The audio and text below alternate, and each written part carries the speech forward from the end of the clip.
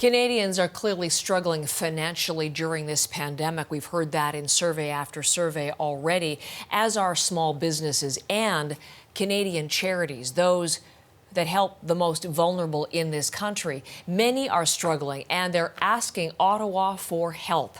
We heard yesterday from the leaders of 140 major Canadian charities. They've written a letter to the federal government asking that they be treated essentially as small businesses and requesting a $10 billion stabilization fund. They say they're a critical part of the economy. They contribute more than 8% to Canada's GDP. They employ more than 10% of the workforce, and mass layoffs in the sector would be just a huge blow. So we're going to focus this morning on part of the charitable sector, and that is food banks. They are very much struggling and trying to keep up with growing demand. Megan Fitzpatrick is on that story for us today, and she's at a local food bank in Toronto. Megan, preparing to speak to you, I did a quick Google search, coronavirus food banks, and what I found was just over and over terms like desperately low, urgently needed, stretched thin, in dire need. It sounds like it's a very bad situation in Canada's food banks.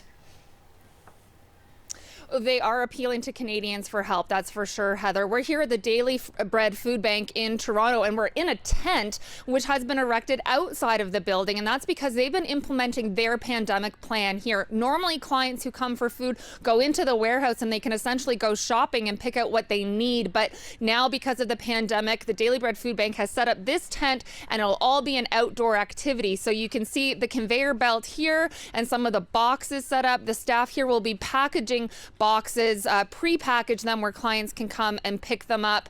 So that's just sort of one change that they've had to implement here. But as you were mentioning, the demand for this food that they provide here has been shooting up. The head of the Daily Bread Food Bank was just telling me, Heather, that in the last 2 weeks, they've been getting more and more calls. Normally, about 16,000 people in Toronto rely on these food banks on a weekly basis. And he says that's just growing, and they expect it to continue to grow in the next few weeks, particularly as Canadians continue to lose their jobs, and maybe they'll be getting their last paycheck and there'll be a gap before they can get EI. And so they say the need is going up, and just as it's going up, Heather, the help that is being provided is going down. 1/3 of the food banks in Toronto's network haven't been able to maintain operations, and that's because they rely on volunteers, and sometimes those volunteers are retired people, elderly people, and they are staying home as they should, and so they haven't been able to rely on those volunteers. So food banks are looking for alternatives.